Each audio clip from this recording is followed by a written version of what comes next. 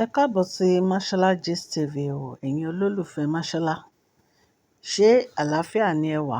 Ẹ kú ọjọ́ Jímọ̀ èní. Ọjọ́ ayọ̀ ló máa jẹ́ fún wa o, ẹ̀yin Mùsùlùmí. Mo mọ̀ pé gbogbo yín ti ń gbáradì láti lọ ké Jímọ̀. Ọlọ́run Elédùmarè ọba láàánú á gbọ́ àdúrà gbogbo wa o. Today is 29th of August. Mo kí gbogbo ẹ̀yin tẹ́ ń ṣe ọjọ́ ìbí lénìí. Ẹ kú ọdún, ẹ kú ìyèdún. Ẹ̀mí yín á ṣe púpọ̀ ọdún láyé.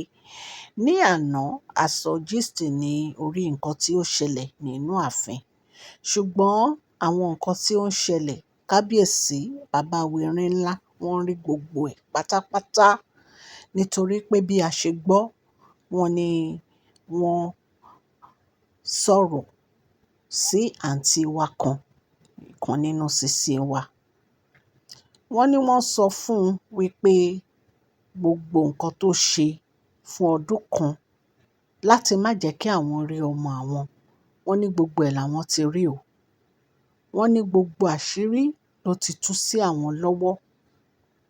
Wípé kí ni àwọn ṣe fún àǹtí wa yìí tó jẹ́ pé ó sẹ́ ọmọ àwọn àti àwọn, ó sẹ́ àwọn síta tí ò jẹ́ kí àwọn rí ọmọ àwọn. Ṣẹ mọ̀ pé bí a ṣe gbọ́, gbogbo àwọn nǹkan tí àǹtí wa ń ṣe, tí ó ń ṣe ní inú ààfin yẹn ò ní pé kí kábíyèsí kó má lè rí ọmọ wọn. Kí kábíyèsí kí wọ́n má lè jẹ́ kí Queen Naomi kó padà wá sínú ààfin. Wọ́n ní kábíyèsí bí léèrè ọ̀rọ̀ ẹ̀ pé kí ni mo ṣe fún ẹ tí o ò fi fẹ́ kí n rí ọmọ mi? Kí ló dé tó sẹ́ ọmọ mi mọ́ta fún ọdún kan? Wọ́n ní ọ̀rọ̀ yìí wọ́n ló bí bàbá wẹ̀rìn ńlá nínú. Wípé àwọn ò ever rò pé àǹtí wa lè ṣe nǹkan tó ṣe yìí.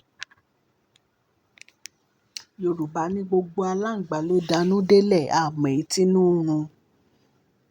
Lóòótọ́ àǹtí wa ní pé òun wá sí inú ààfin yẹn láti máa ṣe àwọn ètùtù fún bàbá wẹ̀rìn ńlá ni.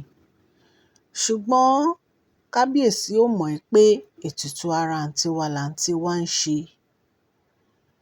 láti di olórí. Àǹtí wa máa di olórí. Ó máa di olórí ní ojú bàbá wẹ̀rìn ńlá. Ìgbà tí Queen Naomi wà nínú ààfin yẹn, àwọn àti kábíyèsí náà jọ wà ńbẹ̀. Ṣùgbọ́n gẹ́gẹ́ bí ẹ ṣe mọ̀ wípé Queen Naomi wọn ò mọ ẹ̀sìn kankan ju ìgbàgbọ́ lọ. Gbogbo àwọn ritual tí wọ́n ń ṣe nínú ààfin wọn ń fọwọ́ kàn. Nítorí ẹ̀ ni kábíyèsí fi mú àǹtí wa yìí wá láti wá máa bá wọn gbé gbogbo àwọn ritual yẹn. Ṣùgbọ́n àwọn nǹkan tí àǹtí wa ń ṣe, nǹkan tara ẹ̀ ló ń ṣe o, kò ṣe nǹkan tí wọ́n ní kó ṣe. Bàbá wẹ̀rìn ńlá ní gbogbo nǹkan tó ṣe fáwọn, èyí tó dùn àwọn jù òun ni wípé ó sẹ́ ọmọ àwọn mọ́ta fún ọdún kan láì má fi ojú rí ọmọ àwọn. Ṣẹ mọ̀ pé ìgbà tí kábíyèsí àti Queen Naomi ní misunderstanding, Queen Naomi ò jẹ́ kí kábíyèsí kan rí ọmọ wọn. Ìyẹn Tadé ní ká wò.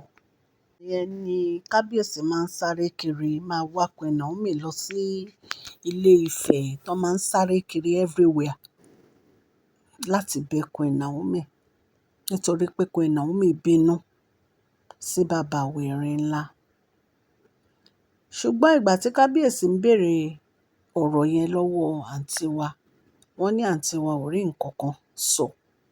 So wọ́n ní kò sí ṣíṣe, kò sí ẹ̀ṣìṣe, immunity àwọn máa gbà lọ́wọ́ àwọn mẹ́ta nínú wọn. Ṣẹ mọ̀ pé a ṣì wà lórí ẹ̀. Wọ́n dẹ̀ ni wọ́n ti gba ìlẹ̀kẹ̀ lọ́wọ́ àwọn mẹ́ta. Bí a ṣe gbọ́ nìyẹn o, allegedly. So immunity tí kábíyèsí fẹ́ gbà lọ́wọ́ wọn ẹ̀, kò sí nǹkan tí wọ́n lè ṣe sí o, àfi kó jẹ́ ṣíṣe. Nítorí pé wọ́n ní wọ́n ṣẹ̀ sí òfin inú ààfin. Wọ́n ní wọ́n kọjá ààyè wọn nínú ààfin. Wọ́n ní nǹkan tó yẹ kán ṣe kọ́ náà ń ṣe. Wọ́n ní nǹkan tí ò yẹ kán ṣe náà ń ṣe. Allegedly bá ṣe gbọ́ nìyẹn. Ṣùgbọ́n Ọlọ́run Elédùmarè ó ó gbé Queen Naomi borí gbogbo ogun èyí tí wọ́n rí èyí tí wọn ò rí, ó gbé wọn borí ẹ̀. Ẹ̀yin náà ẹ wo nǹkan tí kábíyèsí sọ nínú gist tí mo ṣe lánàá, tí wọ́n ní kò sí ẹni tí ó máa gba ìfẹ́ àwọn ní ọwọ́ àwọn. Wọn ò lè ní káwọn má nífẹ̀ẹ́ ní táwọn máa nífẹ̀ẹ́ nítorí páwọn náà nọkàn wọn. Ẹni téèyàn bá nífẹ̀ẹ́ sí, èèyàn nífẹ̀ẹ́ sí ni. Nítorí pé kábíyèsí ló ní ọkàn wọn. Kò sí ẹni tó ní ọkàn kábíyèsí.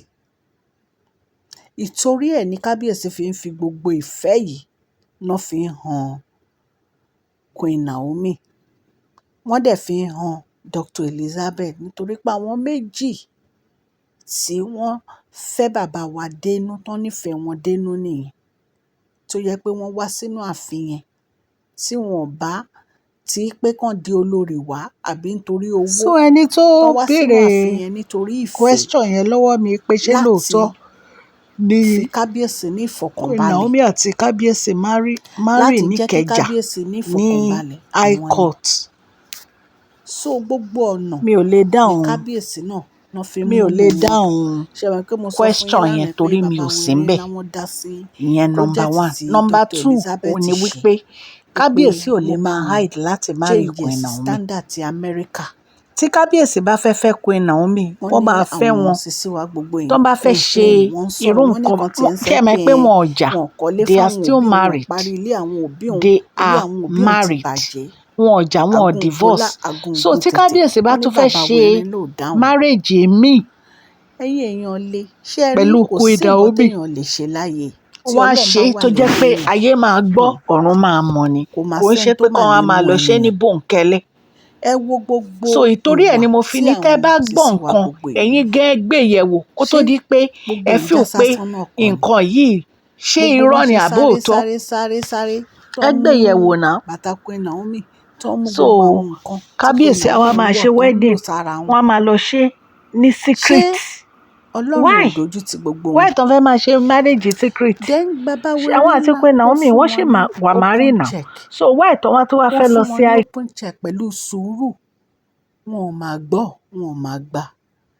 Nígbà tó yá, ṣé àwọn gangan fúnra wọn, ṣé wọn máa kábàámọ̀ ní ìsìn pé àwọn ò bá dẹ̀ ti gba nǹkan tí kábíyèsí sọ nígbà yẹn? Àwọn ò bá dẹ̀ ti gba nǹkan tí bàbá Wẹ̀rẹ̀ ńlá sọ nígbà yẹn, káwọn ti tètè lọ ra lé, káwọn fi Queen Naomi sílẹ̀. Níbo la wá já sí nísìn? Ọ̀rọ̀ ibi tá a já sí nísìn ni ọ̀rọ̀ immunity. Nítorí pé àwọn ò rò wípé kábíyèsí lè gba immunity lọ́wọ́ àwọn. Wọ́n ti wò ó pé kò ṣeé ṣe. Àwọn náà fẹ̀yìn. Tí kábíyèsí bá láwọn ò fẹ̀yìn mọ́, kò sí nǹkan tẹ́ ẹ lè ṣe. So gbogbo àṣírí yìí ó tú sí bàbá Wẹ̀rẹ̀ ńlá. Gbogbo ẹ̀ ló tú sí wọn lọ́wọ́. Wọ́n rí gbogbo nǹkan tó ń ṣe nínú ààfin wọn. Àwọn èèyàn ní kábíyèsí ò gbé ìgbésẹ̀, kábíyèsí ò gbé ìgbésẹ̀. Kábíyèsí fẹ́ gbé ìgbésẹ̀ tó jẹ́ pé ó máa jẹ́ ìgbésẹ̀ tó jẹ́ pé ó lágbára ni. Wọn ò kàn fẹ́ gbé ìgbésẹ̀ tí ò ní ẹsẹ̀ ńlẹ̀. Ṣùgbọ́n bí a ṣe ń rí yìí, ọ̀rọ̀ Queen Naomi, ayọ̀ ìdùnnú òun ló já sí o. Ayọ̀ ìdùnnú ló já sí.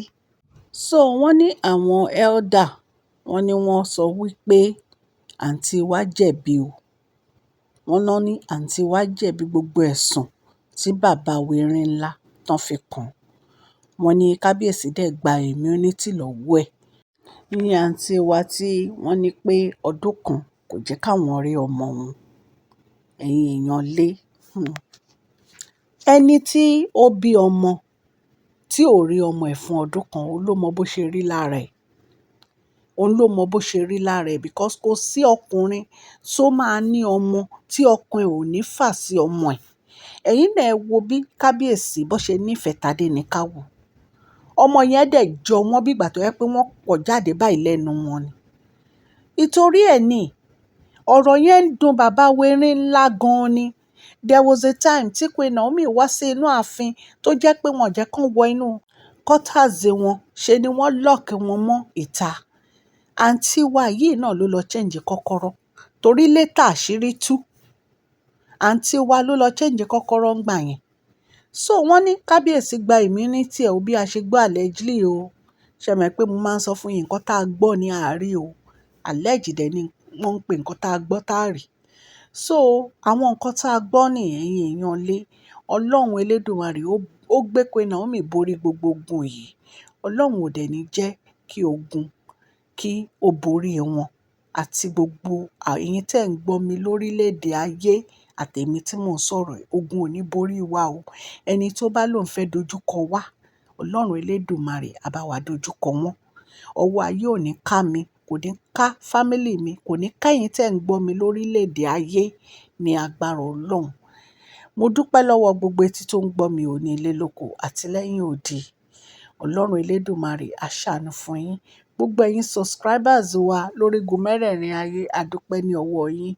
A fi ọpẹ́ fún Ọlọ́run nítorí pé àánú ẹ̀ dúró títí láéláé. Ọlọ́run ò ní fi èmi àti yín sílẹ̀ o. Ẹ̀yin èèyàn lé kílẹ̀ ń dúró ṣe subscribe lórí channel yìí. Ẹ dẹ̀ follow mi lórí orí ọ̀fẹ́ Gist TV.